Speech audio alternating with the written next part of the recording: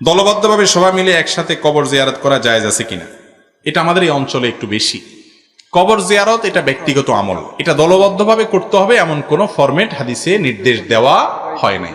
আপনার কবর জিয়ারত দরকার, আপনি করবেন, আরেকজনটা আরেকজন যাবে, কয়েকজন মিলে গেলে যার যারটা শেষে করবে, একজন আপনার দোয়া পড়বে, সাথে সবাই আমিন আমিন বলবে, এরকম মিছিলের সাথে দলে মিলে মিলে আপনার গ্রুপ ওয়াইজ এরকম কোন কবর জিয়ারতের কথা কোরআন হাদিসে বলা হয় নাই। যার যার মতো সে কবরবাসীকে কি করবে? সালাম পেশ করবে। সালামুন আলাইকুম দারা কওম মুমিনিন ওয়া ইন্না ইনশাআল্লাহু বিকুম লাহিকুন নাসআলুল্লাহ লানা ওয়া লাকুমুল আফিয়া।